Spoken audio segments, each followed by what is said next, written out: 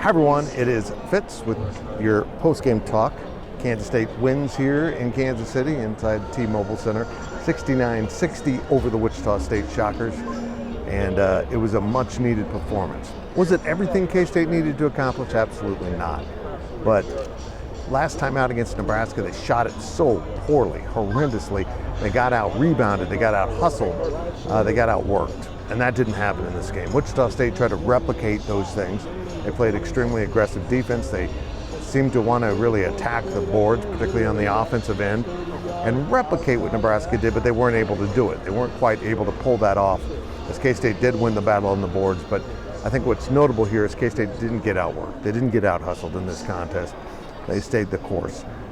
And, you know, as Jerome Tang said after the game, it wasn't pretty still, but in the second half of the game on the line, they got into the paint, they created shooting opportunities, and then, got to the line where Tyler Perry is still highly effective.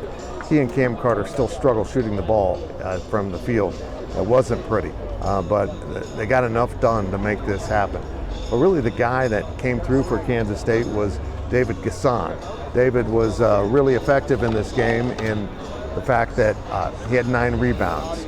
He scored 13 points, but he was 3 of 5 at the free throw line, and if you've been following along, David has really struggled this year with free throw shooting. He's been working on it, and it showed the improvement out here in this game as Gasson really did do a nice job.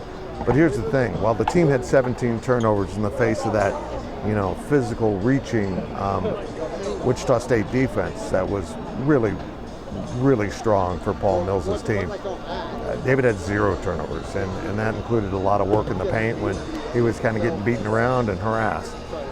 This is the second to last non-conference game for the Wildcats, but it's the last game they will play without Quez Glover, the transfer who injured his knee in K-State's exhibition game and has been absent. Is Quez Glover the missing ingredient for this team? I don't know.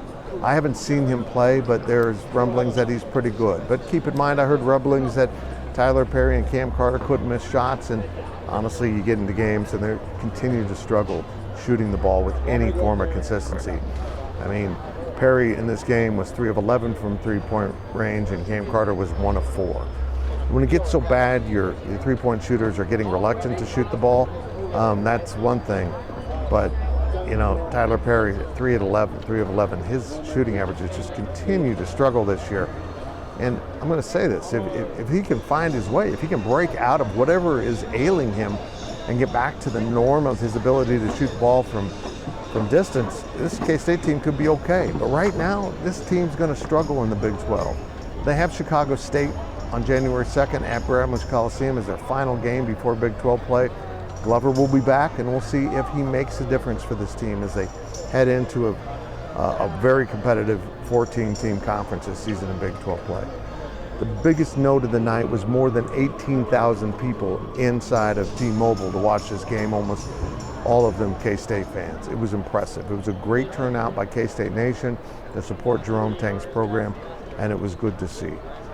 But I'll take a little break here for the holidays and then get back after it before they dive right into Big 12 play. We'll have all our coverage at GoPowercat.com, and we will be a little bit slower here on the site leading up to the holiday, but Cole Carmody and Zach Carlson are headed to Orlando for the Pop-Tarts Bowl on the 23rd. Coverage from down there starts the 24th. Make sure you're subscribing to this YouTube channel.